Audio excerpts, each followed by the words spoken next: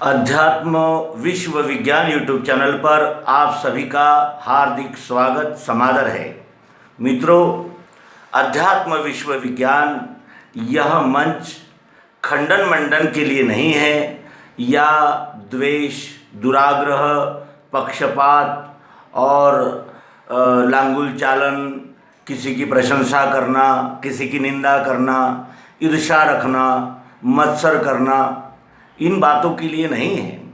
अध्यात्म विश्व विज्ञान का उद्देश्य है सद्गुरु युक्ति जन जन तक पहुंचाना, अधिक से अधिक लोगों तक यह मानवता को एक सूत्र में जानने वाली और एक सूत्र में बांधने वाली इस युक्ति को जन जन तक पहुंचाएं और सभी मतों, पंथों, विचार प्रवाहों, दर्शन शास्त्रों और अनेक प्रकार की विचार प्रणालियों में बटी हुई इस मानवता को मानवीय धरातल पर एक करे। और इस प्रयत्न में आदिकाल से हमारे ऋषि, मुनि, देवर्षि, अवतार, संत सभी लगे हुए हैं और इन महात्माओं, इन महान विभूतियों की कृपा से ही ये अनुसंधान सर्वम खल्विदम ब्रह्म इस अंतिम सत्य तक पहुंचा और इसी अंतिम सत्य तो अंतिम व्यक्ति तक ये ज्ञान पहुंचाने का ये प्रयास है।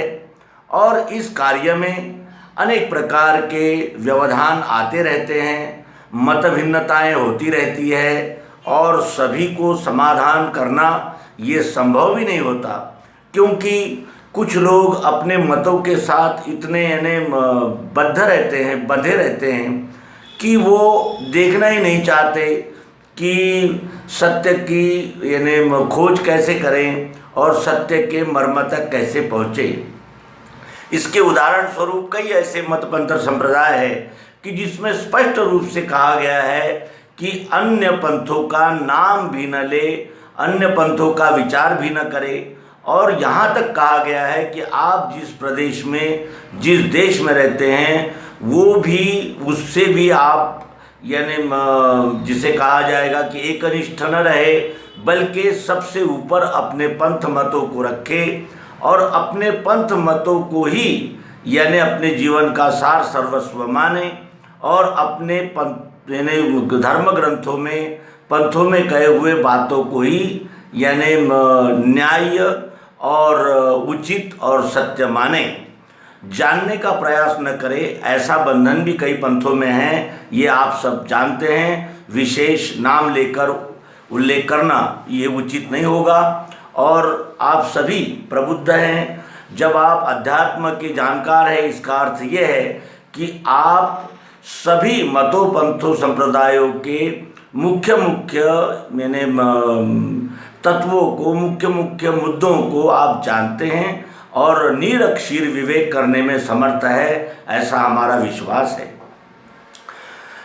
कुछ पंथ और कुछ संप्रदाय इतने कट्टर भी हैं कि वो सिद्ध हो चुके सिद्धांतों को भी नहीं मानना चाहते। वो कहते हैं कि ये धरती घूमती नहीं है, ये स्थिर है। क्यों? क्योंकि हमारे धर्मशास्त्र में ऐसा कहा है। यहाँ तक ये कट्टरवाद और जिसे कहा जाएगा कि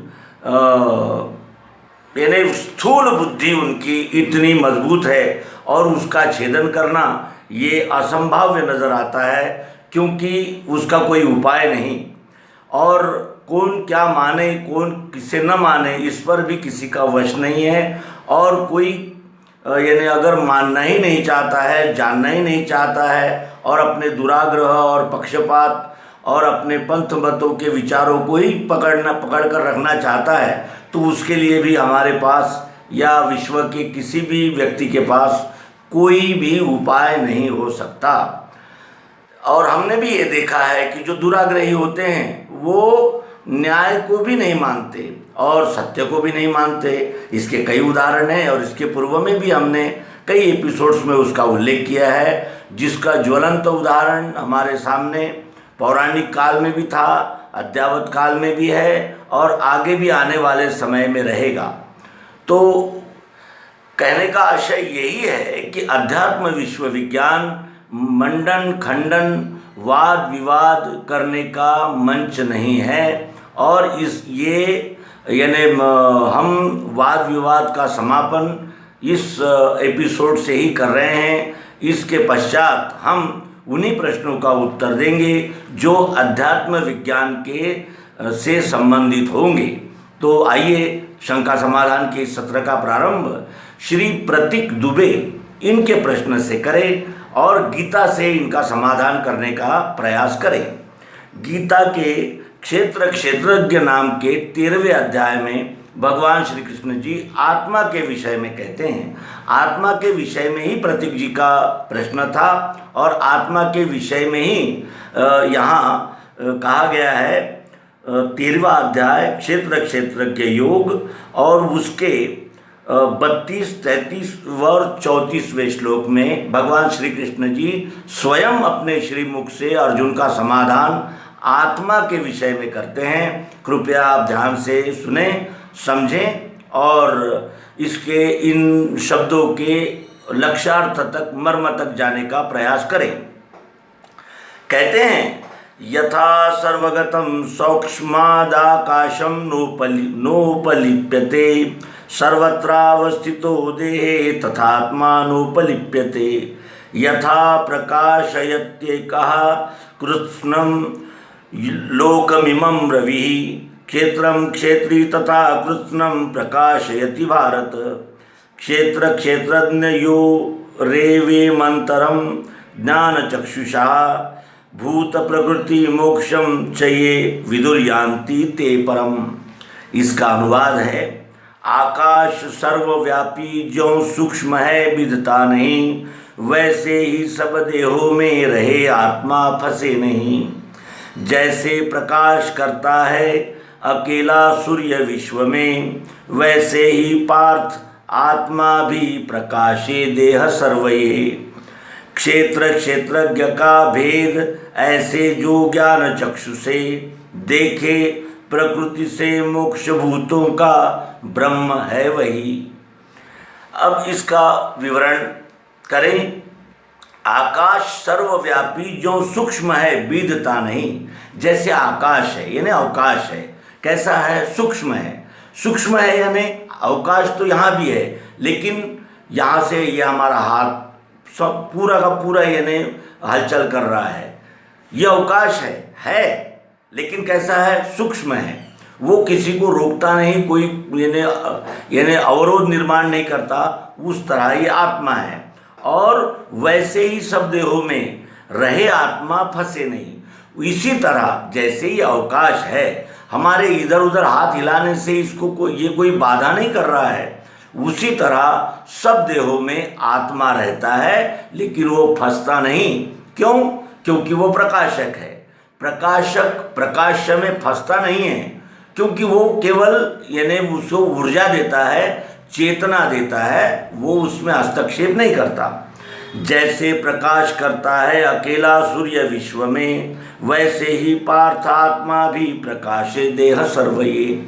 जैसे अकेला सूर्य विश्व में प्रकाश करता है यानी प्रकाश देता है कुछ संपूर्ण विश्व को, उसी तरह ये आत्मा भी सर्वदेहों को प्रकाशित करता है। ये सर्वदेहों को प्रकाशित करता है। अब सर्वदेह में केवल मानवीय देह नहीं आता, उद्बीज, स्वेदज, अंडज और जारज, इन 4 खानियों में निर्माण हुए असंख्य जीवों को भी वही आत्मा प्रकाश देता है जो हमें भी देता है। और क्षेत्र क्षेत्रज्ञ का भेद ऐसे जो ज्ञान चक्षु से। क्षेत्र क्या है? पृथ्वी, जल, अग्नि, वायु, आकाश, सत्वगुण, रजोगुण और तमोगुण। ये क्या है? ये क्षेत्र है। यानी जैसे हमारा ये शरीर जो है वो क्षेत्र है और इस क्षेत्र में वो आत्मा कार्य कर रहा है यानी स्थित है। उसी तरह जैसे एक खेत होता है, किसान अपना कृषि करता है, खेत होता है उसका, तो उस खेत को कौन जानता है? जो किसान है, जो क्षेत्रज्ञ है वो उस क्षेत्र को जानता है, यानी किसान अपने खेती को जानता है। उसी तरह ये यानी पृथ्वी, जल, अग्नि, वायु, आकाश, सतोगुण, रजोगुण, तमोगुण ये क्षेत्र है। क्योंकि ये प्रकृति है, इसी से ये शरीर बना हुआ है और उसमें क्षेत्रज्ञ है यानी आत्मा स्थित है उसमें। और ऐसा जो ज्ञान चक्षु से, ज्ञान चक्षु किसे कहते हैं? दिव्य दृष्टि को, ज्ञान के चक्षु, ये चर्म चक्षु है, ये चमड़े से बने ये चर्म चक्षु है, लेकिन वो ज्ञान चक्षु। ज्ञान चक्षु किसके पास होते हैं? बुद्धि के पास होते हैं। जो बुद्धि से देखा जाता है उसी को ही ज्ञान चक्षु से देखना कहते हैं। बुद्धि से देखने का क्या आशय है?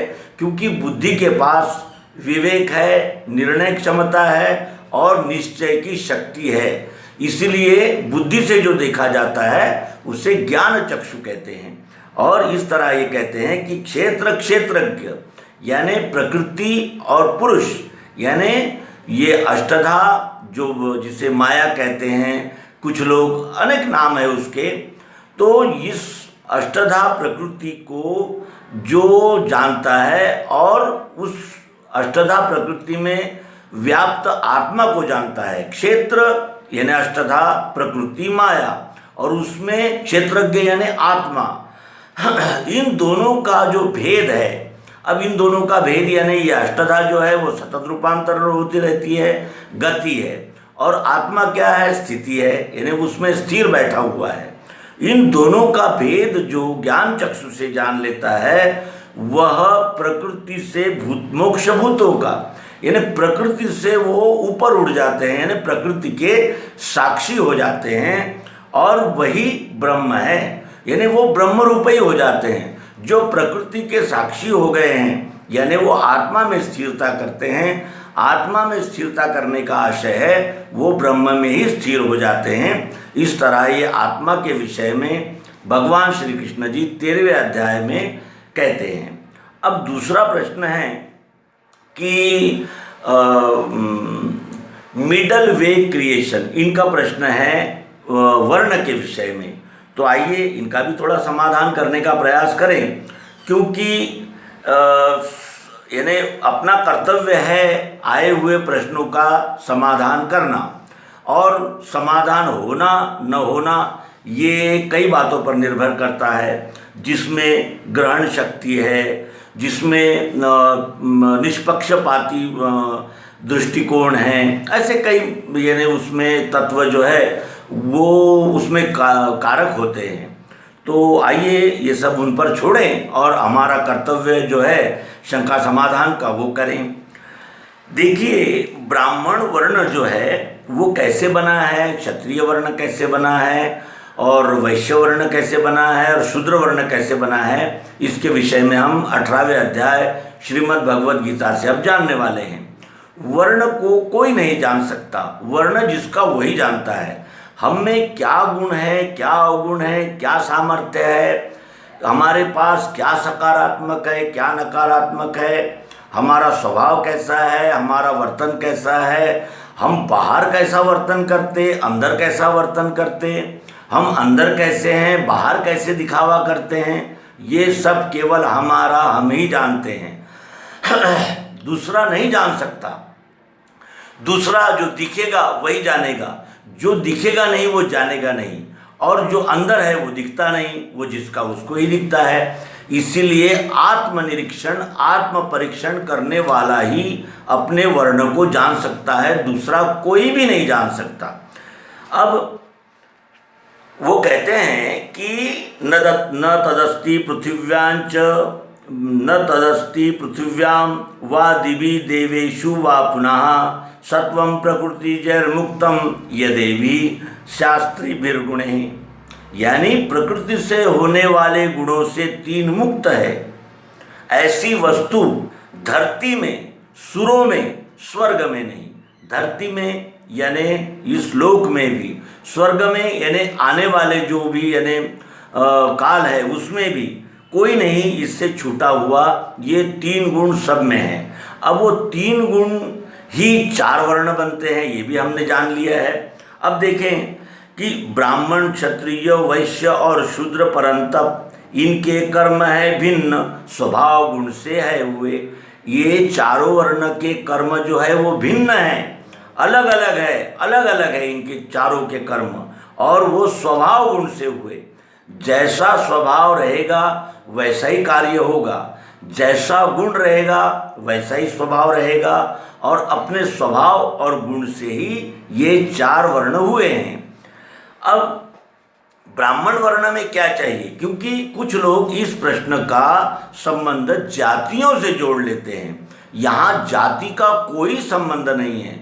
वो किसी भी जाति का हो, पाति का हो, भाषा का हो, देश का हो, वेश का हो, कोई भी हो, अगर उसमें ये गुण है तो वो ब्राह्मण है, अन्यथा वो ब्राह्मण नहीं है, फिर चाहे वो किसी भी जाति का हो। यहाँ जाति पाति का कोई संबंध नहीं है, यहाँ संबंध है स्वभाव और गुण से। अब देखें कि ब्राह्मण वर्ण में जो ब्राह्मण वर्ण के होते हैं उनमें कौन से गुण होते हैं, उनका स्वभाव किन गुणों से आबद्ध होता है, यानी उनका स्वभाव कैसे रहता है, इसके विषय में श्री कृष्ण जी अपने गीता नामक उपदेश में 18वें अध्याय मोक्ष संन्यास योग श्रीमद् भगवद गीता में क्या कहते हैं। वो कहते हैं, शम दम तप शौच शांति और सुशीलता, ज्ञान विज्ञान आस्तिक्य ब्रह्म कर्म स्वभाव से, ये जिनमें होते हैं वो ब्राह्मण हैं। हम पुनः पुनः प्रार्थना करते हैं कि इसका संबंध कोई किसी जाति से, देश से, भाषा से न जोड़ें। ये स्वतंत्र है। जाति में और कर्म वर्ण में जमीन आसमान का अंतर है। जातियाँ ये मनुष्य निर्मित है, ईश्वर निर्मित नहीं। ईश्वर ने कोई भी भेदभाव नहीं किया है। अगर ईश्वर भेदभाव करता तो ये विश्व जो है ये अब तक स्थिर और कार्यरत और प्रकट नहीं होता, ये कब का ही लुप्त हो जाता। ईश्वर पक्षपाती और भेदभाव वाला नहीं है, ये मानव ही है जो अनेक कारणों से, अनेक प्रकार से इस विश्व में भेदाभेद निर्माण करता है। यहाँ देखें, जिनमें ये गुण हैं वही ब्राह्मण है, ये पुनः पुनः कह रहे हैं। और इसके विषय में हमने इसके पूर्व में भी एपिसोड्स प्रस्तुत किए हैं, अनेक प्रकार से समाधान करने का प्रयास किया है, लेकिन ऐसा लगता है कि हमारा जो यानी वक्तव्य है, हमारा जो प्रयास है, ये उनके बुद्धि में यानी ग्रहण नहीं हो पाया है, इसलिए इसका पुनः उच्चारण इस एपिसोड में हम कर रहे हैं। शम क्या है? शम यानी शांत करना। शम शांत करने को कहते हैं। ब्राह्मण में पहला गुण होता है शम। शम यानी शमन करना। स्वयं में अगर कोई मत्सर जाग जाए, किसी के विषय में द्वेष हो या किसी विषय में क्रोध आ जाए, तो वो उसका शमन करते हैं, यानी उसको शांत करते हैं। दम यानी अपनी इंद्रियां, मन, ये कभी कभी बगावत पे आ जाता है, कभी कभी अपने ही बात नहीं सुनता, ये अपना ही मन, अपने ही इंद्रियां इन विषयों में और इन प्रलोभनों में ऐसी आसक्त हो जाती है कि वो ज़बरदस्ती हमसे यानी अन्यायकारक और अयोग्य कार्य करवाते हैं। तो ऐसे समय में जो ब्राह्मण वर्ण का पुरुष होता है वो क्या करता है? दम यानी उनको दबाता है, उनको कूटता है, उनको संयमित करता है, अपने इंद्रियों को, मन को, बुद्धि को वो संयमित करता रहता है, वो ब्राह्मण है। ये ब्राह्मण का दूसरा गुण बता रहे हैं। ब्राह्मण में तीसरा गुण होता है तप। कोई भी विद्या या कोई भी लक्ष्य को प्राप्त करने के लिए वो प्रखर साधना करता है। उसके लिए फिर वो समय की, प्राण की और किसी भी मुसीबत की, संकटों का कोई भी यानी उसको यानी अवरोध नहीं हो सकता। वो तप करता है। तप करता है यानी एक निष्ठ ढंग से प्रयास करता है उस विषय को, उस मर्म को, उस सत्य को जानने के लिए। ये गुण भी तीसरा गुण है जो ब्राह्मणों में होता है। ध्यान से सुनिए और समझिए, यही प्रार्थना करते हुए।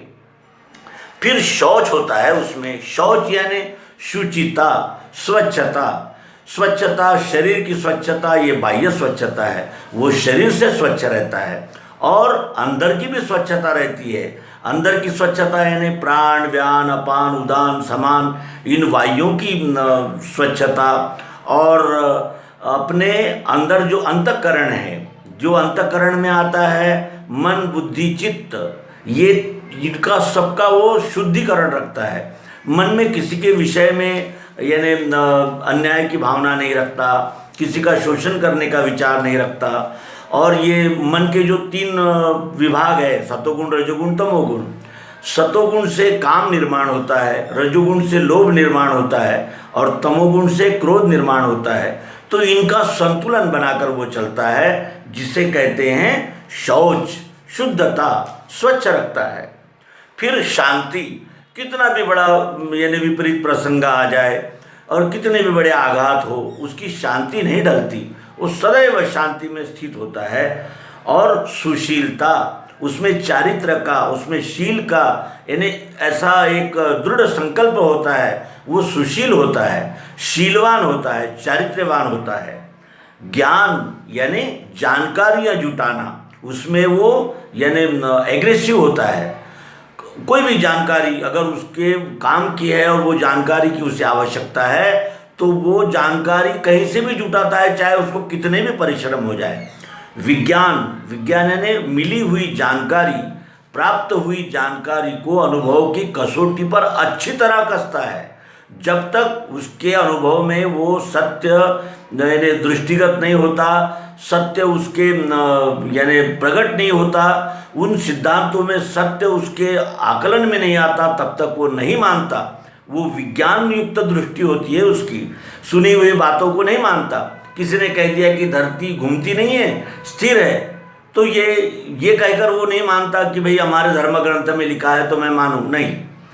वो पूरी तरह यानी विज्ञान का सहारा लेकर और वो सत्य का आकलन करके ही किसी बात को मानता है, इसीलिए उसमें विज्ञान ये गुण होता है। फिर आस्तिक्य होता है। आस्तिक्य का अर्थ होता है आस्था रखना। ये विश्व ही परमात्मा है, ये विश्व ही स्वयंभू स्वयं संचालित है और इस विश्व का प्रत्येक कण उस विश्व से अलग नहीं है। और जैसा मैं हूँ वैसे ही सारे घटक इस विश्व के ही अंग है। जैसे ये हाथ मेरा है, मुझे इस हाथ को अगर कोई जख्म हुआ है और जो वेदना होती है, वो वेदना हमारे संपूर्ण शरीर को महसूस होती है। उसी तरह ये संपूर्ण जो है ये एकत्र इकाई है। ये विश्व अलग अलग इसमें घटक हो सकते हैं, जैसा ये हाथ हमारा अलग घटक है, उस तरह घटक हो सकते हैं, लेकिन वो एक ही विश्व के अंग रहने से वो सब कुछ इस विश्वरूप एक ही है, ये जानता है।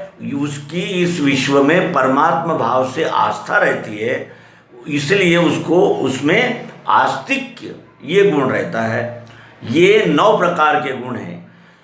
शम, दम, तप, शौच, शांति, सुशीलता, ज्ञान, विज्ञान, आस्तिक्य, ये ब्रह्म कर्म है स्वभाव से। ये इस तरह का जिसका स्वभाव होगा वही ब्राह्मण है। फिर वो जाति का कोई भी हो, ये पुनः निवेदन है कि उसका संबंध जाति से नहीं है और ये स्वभाव गुण से होते हैं। जो गुण प्रधान होगा उसी गुण का वो कार्य करेगा। अब ये गुण जिसमें होंगे वो किस गुण का होगा, इसका विचार आप करें। उसके बाद आता है क्षत्रिय। क्षत्रिय भी एक वर्ण है और क्षत्रिय वर्ण में कौन से गुण होते हैं? शौर्य होता है, शूरता, पराक्रम उसमें होता है, तेज, उसमें सच्चाई का, ईमानदारी का तेज होता है, धृति यानी धीरज रखता है वो, भले ही उसके शत्रु को यानी पराजित करने के लिए कई संकट मैंने आएंगे, उन संकटों को मात करने के समय उसमें दृढ़ता पूर्वक धैर्य रहता है। दाक्ष यानी दाक्ष का मतलब होता है दक्षता, वो दक्षता रखता है यानी सावधान रहता है, सदैव सावधान रहता है क्षत्रिय, उसका क्षत्रिय का ये गुण है। उसके बाद युद्ध से भागना नहीं, वो युद्ध से नहीं भागता। युद्ध से भागने का आशय ये नहीं है कि उसके हथियार भी छीन जाएं और वो जख्मी भी हो जाए तो युद्ध भूमि में ही खड़ा रहे और बलिदान दे दे, ऐसा इसका अर्थ नहीं है। युद्ध से न भागना का अर्थ है जब तक युद्ध का परिणाम न निकले तब तक वो युद्ध करना नहीं छोड़ता। ये यहाँ अपलायन, ये इसका भाव है। उसके बाद दान, वो उदार होता है, उदारता रहती है उसमें, इतनी उदारता होती है कि यानी वो सबको अपने जैसा ही समझता है, यानी सबको देना ही उसका स्वभाव होता है। ये उसमें विशेष होता है दान ये गुण होता है। और ईश्वर का भाव, यह विश्व ही परमात्मा है, ये जानकर वो इस विश्वरूप परमात्मा की सेवा में संलग्न होता है। ये क्षत्रियों का स्वकर्म है। ये गुण जिसमें होते हैं वही क्षत्रिय है। फिर वो अब क्या नाम लेने से भी विवाद होने का संभावना रहती है। नाम के आगे तो बहुत कुछ लगाते हैं हम, लेकिन वैसा हमारा स्वभाव होता है या नहीं, ये हम ही जानते हैं। ये 7 गुण होते हैं, ये जिसमें होते हैं वो क्षत्रिय है, भले ही फिर वो जात का कोई भी हो। कौन से गुण होते हैं? शौर्य, तेज, धृति, दाक्ष, युद्ध से न भागना, दान और ईश्वर का भाव, ये 7 गुण जिसमें होते हैं वो क्षत्रिय है। फिर तीसरे होते हैं वैश्य। वैश्य में 3 गुण होते हैं। कौन से? खेती यानी कृषि, गोपालना यानी इंद्रियधारी प्राणियों की पालन पोषण करना, यानी सबका पालन पोषण करने की जिम्मेदारी इस पे होती है। और बंज यानी व्यापार, ये वैश्यों के निज कर्म हैं। 3 कर्म होते हैं, ब्राह्मणों में 9, क्षत्रियों में 7 और वैश्य में 3 और शूद्र में सेवा करना, यही एक कर्म शूद्र स्वभाव का, जिससे यानी इनके गुण है, इनके स्वभाव है तो इनके कर्म भी है। ब्राह्मण का कर्म क्या है? ज्ञान विज्ञान देना, ज्ञान विज्ञान लेना। क्षत्रिय का कर्म है न्याय और रक्षा करना, पक्षपात छोड़कर न्याय और रक्षा, ये उसका स्वकर्म है। वैश्य का स्वकर्म क्या है? सबका पालन पोषण करना, जिसके लिए वो खेती करता है, व्यापार करता है। गोरक्षण यानी प्राणियों की रक्षा करने का उसका कार्य होता है, जो कि वो पालन पोषण के तौर पर करता है। व्यापारी आयात निर्यात करके सभी का पालन पोषण करते हैं, यह हम व्यवहार में भी देखते हैं। और जिनसे ये तीनों कर्म नहीं बनते और यानी वो केवल सेवा ही करना जानता है, उसे शूद्र कहते हैं। शूद्र ये किसी जात का नाम नहीं है, ये वर्ण है। जिनसे ये तीनों कर्म न्याय रक्षा और ज्ञान विज्ञान व्यापार गोरक्षा ये नहीं होता, वही क्षुद्र है। और शूद्र का कार्य सेवा है, इसमें किसी भी जात पात का संप्रदाय का कोई भी संबंध नहीं है। अब ये किसमें ये गुण हैं, ये बाहर का आदमी कैसे बताएगा? बाहर तो मनुष्य अपने आप को सज्जन और बड़ा प्रगल्भ और बहुत महान दिखाता है। कोई भी व्यक्ति हो, किसी भी व्यक्ति को आप देखेंगे तो बाहर वो अपनी बुराई नहीं चाहता, अपनी बुराई कोई व्यक्ति नहीं बताता, लेकिन वो अंदर कैसा है ये कौन जानेगा? ये तो वही जानेगा। और अपने वर्ण को पहचान कर अपने वर्ण के द्वारा इस विश्वरूप की सेवा करने से क्या होता है? सिद्धिम विंदति मानवः, उसी को सिद्धि मिलती है जो अपने वर्ण को जानकर अपने वर्ण कर्म में संलग्न हो गया है, उसे ही सिद्धि मिलती है, यानी सफलता मिलती है। ब्राह्मण का कर्म अगर वैश्य करने लगे, वैश्य का कर्म क्षत्रिय करने लगे, तो कर्म तो होंगे लेकिन त्रुटिपूर्ण होंगे, उसको सिद्धि नहीं मिलेगी, उसको पूर्ण सफलता नहीं मिल सकती। क्योंकि जो जिस वर्ण का होता है वही उसी वर्ण का कार्य वो यथोचित ढंग से कर सकता है, यही इसका मंतव्य है, अन्य कुछ भी नहीं। हम इसका एक छोटा सा उदाहरण महाभारत काल से देखेंगे कि द्रोणाचार्य जो थे वो ब्राह्मण वर्ण के थे और क्षत्रिय वर्ण उन्होंने धारण कर लिया, तो क्या हुआ? क्या वो सिद्धि पा सके? सिद्धि नहीं पा सके। आखिर में उन्हें अपयश के ही भागी बनना पड़ा, क्योंकि दूसरे वर्ण के कर्म को ओढ़ लिया, अपना कर्म छोड़ दिया। तो ये है वर्ण की पहचान। ये स्वयं ही स्वयं को जान सकते हैं, अन्य कोई जान नहीं सकता। ये यहाँ हम बताना चाहते हैं। और इसका समापन भगवान श्री कृष्ण जी 18वें अध्याय के 45वें श्लोक में करते हैं कि स्वे स्वे कर्मण्यभिरता संसिद्धि लभते नरः स्वकर्म निरता सिद्धि यथा विंदति तच्छृणु। करे जो अपना कर्म, सिद्धि की प्राप्ति है तिसे, स्वकर्म रति वाले को मिलती है सिद्धि, वो सुनो। स्वकर्म में जो रत होता है अपने वर्ण को जानकर अपने स्ववर्ण में जो आरूढ़ होता है उसको सिद्धि की प्राप्ति होती है। केवल यहाँ कोई महान कोई लहान नहीं है। शूद्र अगर न हो तो क्या ये सारा व्यवहार हो जाएगा? ज्ञान विज्ञान का कार्य कर सकेंगे, न्याय रक्षा का कार्य होगा, व्यापार उद्यम का कार्य होगा, सेवा का कार्य होगा? नहीं हो सकता। ये अनुस्यूत है। एक ही विश्व के ये 4 भाग है। ये सामर्थ्य के अनुसार इनका बंटवारा हुआ है। इसमें कोई ऊंच नहीं, नीच नहीं, छोटा नहीं, बड़ा नहीं। ये सब यानी मानव ने वर्ग संघर्ष कायम रखने के लिए इसमें छोटा बड़ा करके अपनी राजनीति को चमकाने का प्रयास किया है। और राजनीति के लिए मनुष्य ने इन 4 वर्णों में वो वर्ण ऊंचा है, ये वर्ण नीचा है, इसका दबदबा ऐसे रहेगा, वो इसका ऐसा शोषण करेगा, ये सब मानव निर्मित है, ईश्वर निर्मित नहीं। ईश्वर ने ये 4 प्रकार के ही मनुष्य निर्माण किए हैं और अपना वह स्ववर्ण कैसा है और अपने स्ववर्ण से कौन सा कार्य होता है, यही इसका उद्देश्य है, ये वर्ण निश्चित करने का। तो ये हो गया वर्ण क्या है। अब वो कहते हैं, यानी कुछ लोग कहते हैं कि वर्ण का आशय ये नहीं है कि भाई जो स्वभाव से है वही करे, हमारी मर्जी, हम जो चाहे करें। तो उसके लिए भी श्रीमद् भगवद गीता ने मना ही नहीं की है, आप करके देखिए।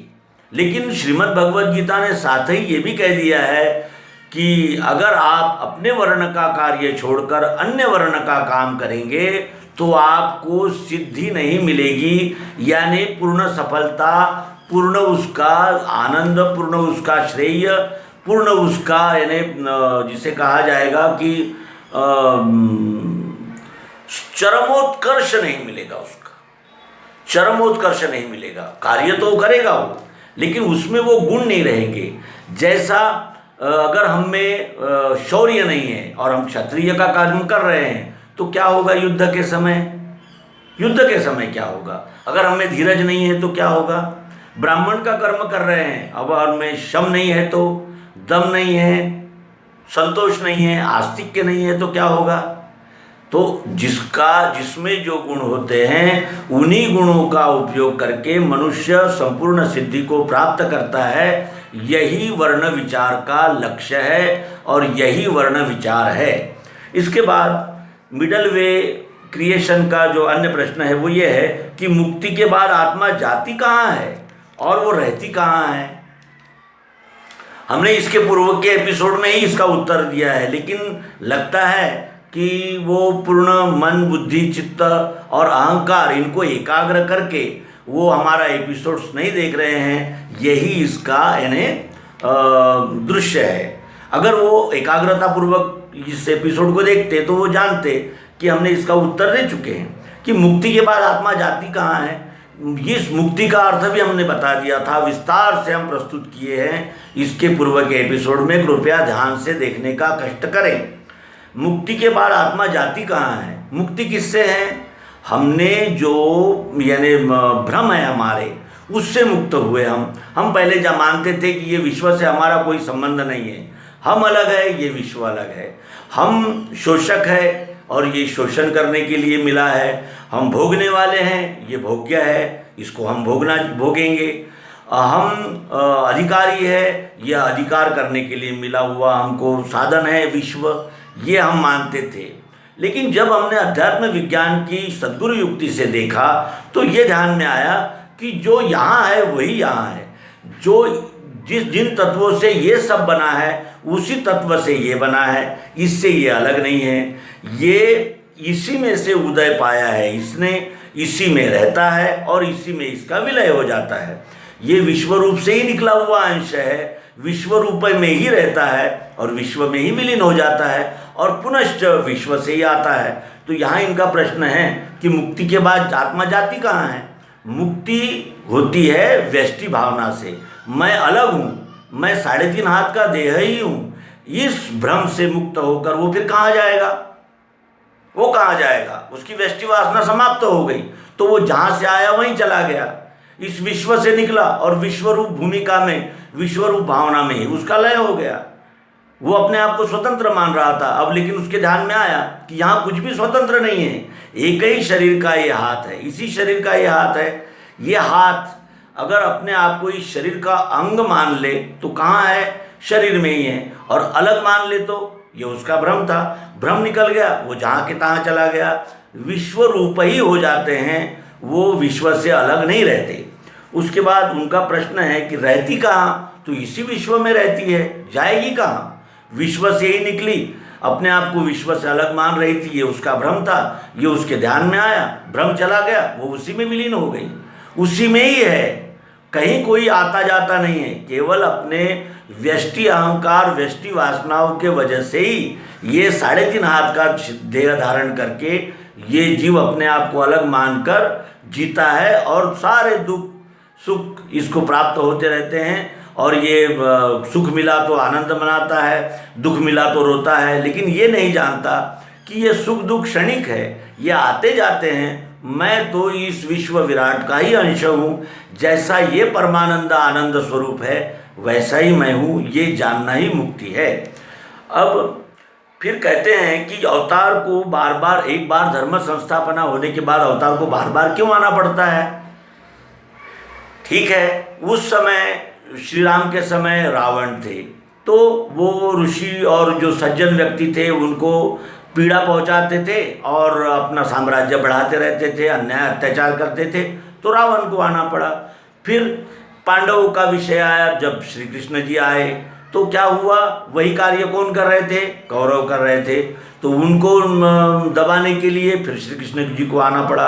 अभी क्या है? अभी ये आतताई आतंकवादी है। वास्तविक इनको ऐसे यानी राक्षसी कृत्य करके कोई लाभ नहीं होता, लेकिन अपना वर्चस्व रहे, मेरे ही मत से सब चले, ये अहंकार धारण करके जो ये आतंकवाद, अलगाववाद और ये जो टेररिज्म और ये अनेक प्रकार से जो पीड़ा पहुंचाने के कार्य जो हो रहे हैं, अब इसको दबाने के लिए यानी हर बार की समस्या अलग अलग होती है, अपनी अपनी समय की अपनी अपनी समस्याएं होती है। इसीलिए जब ये अधर्म बहुत ज़्यादा बढ़ जाता है तब वो आते हैं। वो बार बार आने का आशय ये नहीं है कि वो जब मर्जी हो तब आते हैं, हर युग में वो आते हैं और अपना युग कार्य जो है परित्राणाय साधूनाम विनाशाय च दुष्कृताम, ये करके फिर वो चले जाते हैं।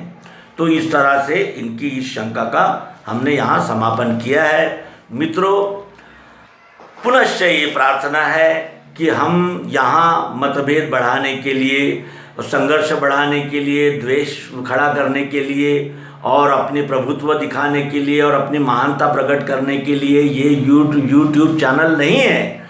इसकी हमें सद्गुरु के द्वारा आज्ञा नहीं है। मायानंद भगवान क्या कहते हैं? कोई माने न माने मनाया करो, सोए हुए को जगाया करो। कोई माने न माने, यह हमारा कार्य है, सद्गुरु युक्ति को जनता के सबके समक्ष रखना। और जो पंथ मत संप्रदाय आदि भूमिकाओं में सोए हुए हैं उनको जगाना है कि ये मानवता यही धर्म है और मानवता की सेवा करना यही हमारा कर्म है। और इस कर्म को करने के लिए जागृति देना यही इस YouTube चैनल का उद्देश्य है। ये कहते हुए यहाँ इस एपिसोड का समापन करेंगे। कृपया कोई भी इस YouTube चैनल पे ऐसे कमेंट्स न करे जिससे यानी कहने का आशय कि सत्य में एक भ्रम और शंकाओं का वातावरण निर्माण हो। ये प्रार्थना करते हुए नर्मदे हर सद्गुरु भगवान की जय, विश्वरूप परमात्मा की जय।